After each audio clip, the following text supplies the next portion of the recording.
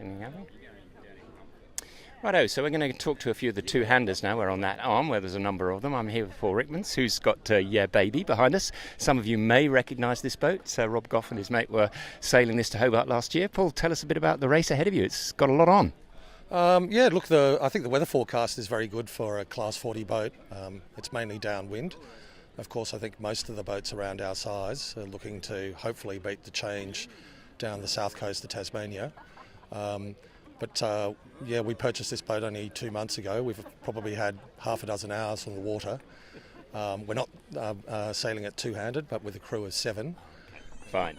Yes, so it's going to be an interesting learning curve for all of us. But hopefully, if the polars are to be believed, our routing at the moment suggests probably one day 18 hours, but I think the wind has eased off a little bit from the earlier forecast. So anyway, it'll be an interesting experience. So my apologies, I was thinking you were taking this two-handed. I think if you've only been a few hours on this thing, then that would not be the go. But anyway. No, that's exactly right. But hopefully we can do Rob Goff proud. Yes, I know absolutely. He won line honours on this boat last year in the two-handed division.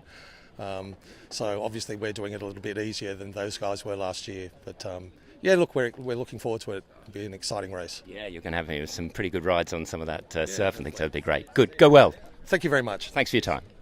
Righto. So the sad image is seeing little disco trooper behind us here, which really would be up for a two-hander, one thinks, and it's a real shame that those guys aren't going in clogs and Jules Hall. Anyway, there'll be plenty more opportunities for that. So then we've got the Rum Rebellion guys. Hey, here's the Rum Rebellion guys. It's Crosby from Bowcaddy Media. G'day, how you going? Good, thank you. Yourself? Yeah. Tell us a little bit about the forecast for you guys. Well, very fast. So downhill obviously today, and then building tomorrow, and then really building the next day. So I think our game plan really is just to keep the boat safe, sound, secure. Then the big southerly change or southwesterly change on Wednesday about lunchtime. So then we're into it, but we might actually get a bit of a rest then, because at least when we're going uphill, we can put someone on the on a berth and give them a bit of sleep. So it's a tough race for us. It's going to be all about energy conservation, isn't it? Absolutely, food, energy, sleep.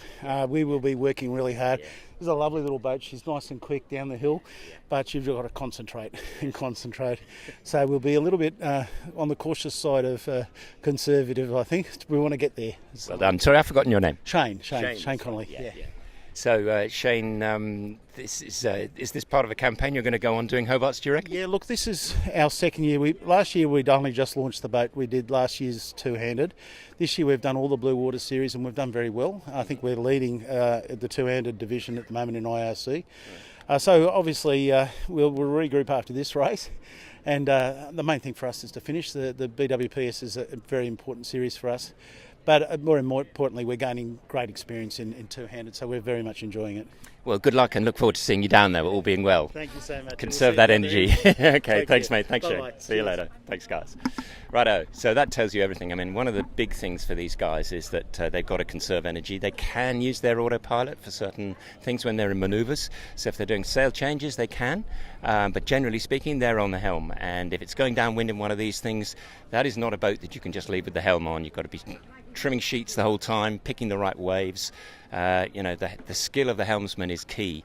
I said many years ago, I spoke to Jim Holly. Some of you will remember him as a veteran of this race, long since gave that away. And he was saying that when he's down below and he hears the youngsters up on board yelping, he says that I know that's the time when we've got too much sail up, and gets up there and gets the sail off as quick as he can. So who else have we got down here? Any other of the two-handers?